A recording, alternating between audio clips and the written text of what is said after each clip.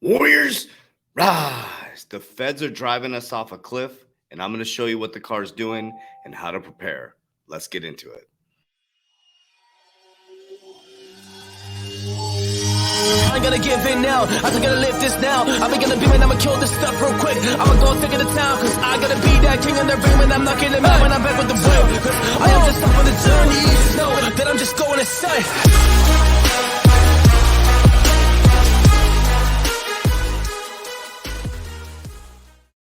Welcome to this amazing Monday, and today we're going to dive right into it. Short, succinct, and to the point, and how we can prepare. Now, this has been happening for a very long time. Since 1971, we detached from the gold standard. I'm going to show you a short video from Peter Schiff, just a short clip of this video, where about 10 years ago, he was talking about how the feds are driving us off a cliff, number one. Number two, 10 years later, we had a C word. We all looked this way. A brand new narrative was formed over this way. You have to understand that interest rates could not stay low for that long of a period of time. At some point, the markets had to respond or there had to be an adjustment. Now the stimulus is drying up. Interest rates are going through the roof. Inflation is out of control, and the middle class is going to get wiped out, leveraged towards technology. So I'm going to take you through this quick video clips, and then we'll dive into our synopsis of what we think is happening. Here we go. A lot of people, if you look at the U.S. economy now, because supposedly we're, 3 years into the recovery, and interest rates are still at that emergency level. Rates are still zero, and the Fed has promised to keep them at zero, for years. And a lot of people are thinking, well, the Fed is making a mistake now. They're being too easy. They should tighten a little bit, or at least they were up until recently. And the analogy that I would often hear on television, people would say they were equating the stimulus with training wheels on a bike. And they said, gee, we needed those training wheels for a while because the economy was a real mess. And so we needed the training wheels to get the bike moving. But now the bike is rolling along on its own. It doesn't need the training wheels anymore. The Fed needs to take off those training wheels. And, I heard that a lot. And I think the analogy was wrong because I don't think the stimulus were the training wheels. And I think the Fed knows that the stimulus is not the training wheels. The stimulus are the only wheels, right? The economy is coasting on stimulus. That's what's going on. Okay, so we'll stop right there.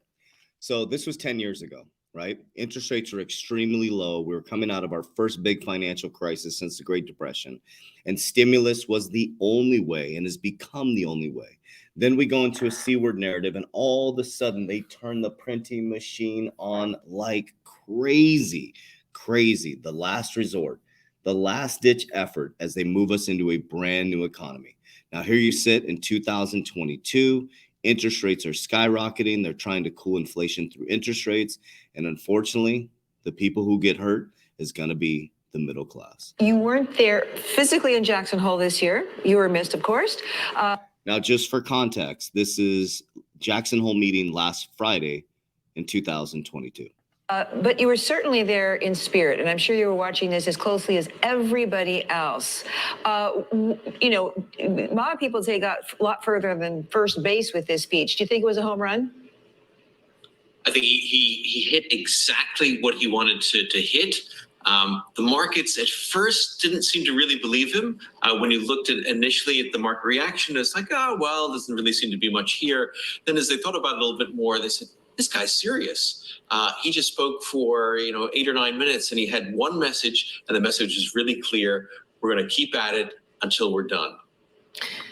What did Jay Powell realize between, say, his after the July meeting, his press conference, and Jackson Hole?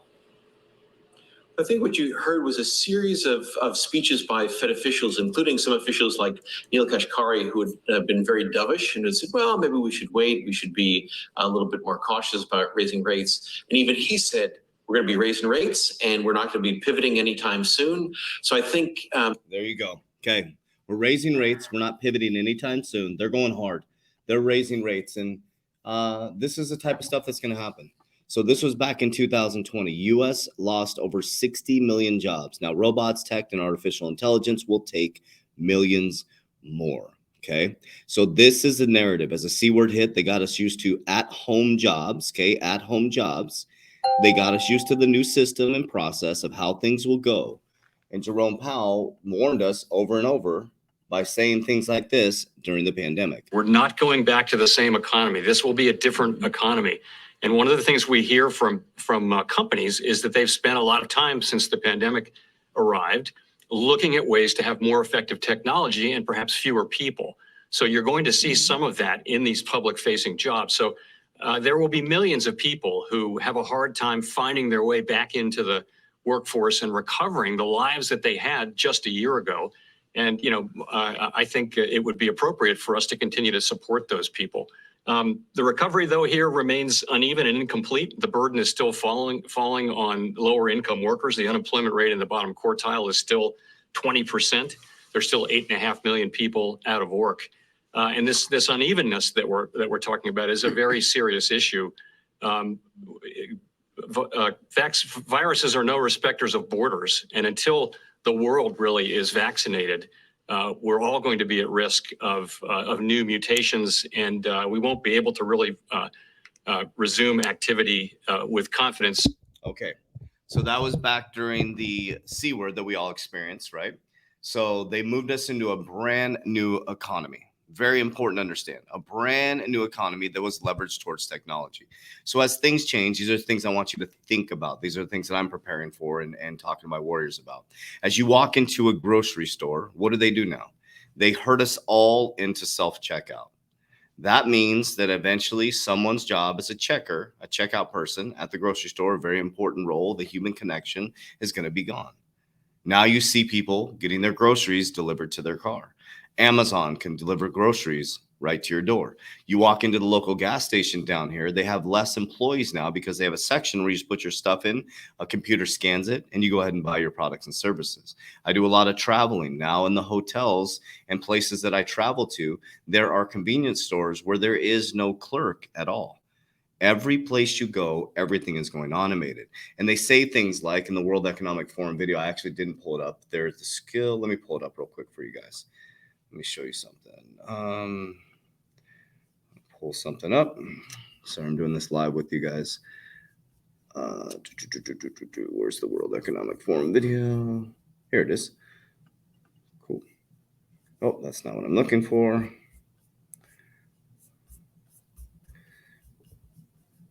There we go. Okay, we're not gonna watch the actual video. It's a long video, but I want you guys to see this. Okay, so I was going to dive into this video, but it's a longer video. It says, what is the future work? That was on May 25th, 2022. Go watch this video from the World Economic Forum. They're literally telling us lockstep where we're heading to. So what does that mean? They say things like mundane jobs in here. So the mundane jobs are going away. The mundane jobs are the working class. Think about that. That's what they put us in school for in the 1900s, to become workers. They put us in jobs, factory type jobs, where we do the same things over and over again, not using our creativity. It's not disrespect, that's what they did. They put us into these factory type jobs, and the middle class is the one that is going to get screwed in this. They're going to be pushed down into the working poor, and the stimulus is going to be where they continue to push us forward. Now, what's happening right now, facts, figures, numbers, logic, is the stimulus is now drying up. That's what they're doing. So they pump so much stimulus into the system. The large companies got PPP loans, Better Business Bureau loans. They had junk bonds bought by the feds. All the stimulus is drying up now. Now they're shifting us to this new economy. They're going to launch a digital dollar in October. The G20 launches their global regulations. I think the UK launches in November. America will probably launch in 2023, the digital dollar. Their excuse will be to get stimulus through the FedNow services. All the cryptocurrency banks will come under the master accounts, and we're going to go into a brand new economy that's leveraged towards technology. So the things you can be doing right now is you should be reskilling, is figuring out within your job how you can reskill towards technology. Looking at your job, is your company, I'm the CEO of this company that I sit here right now, and basically we are reskilling and we are moving our skills into the future. Think about this. Our Warrior Academy. This is our Warrior Academy in the physical world. We have cryptocurrency courses, upcoming events. We have 7 calls per week, human connection. We have deep interconnection in the future. We're also moving into the metaverse. So we're going to have metaverse. We're going to have physical. So very important as we grow as a Warrior Academy worldwide. You can join by clicking the description down below. My point behind that is you should be reskilling for the future. I'm 46, people 46 and above. This may be a difficult time for you, but you need to start thinking about that. Another way to reskill is to become an investor, investing in these speculative assets, which could radically change your life. But the key is to understand where we're heading. And the fact is, it's nothing to worry about in the fact that this is when people become the richest and wealthiest in the world. We are moving from a physical wealth paradigm to a technical quantum wealth paradigm. And many people are investing in these speculative assets and could potentially set their families up for the rest of their lives. This is a long-term, patient, persistent game. So I'm going to bring some shorter videos. I'm going to do some more short form videos and see how this works to get you more succinct information to help you understand where my brain works. Okay. So this is what we're doing. I love you guys. I appreciate you. Worry. Sorry about that flub up with the World Economic Forum. I'd highly recommend you go watch that video because it tells you exactly where we're going. And don't forget, remember, Larry Fink, the head of BlackRock, the largest asset manager in the world, is on the board of trustees for the World Economic Forum, and the board of trustees' responsibility is to move their mission and purpose forward. I love you guys. Appreciate you. Click down below, join the Warrior Academy. We'll see you on the other side. Warriors, let's get your shit together. Let's go.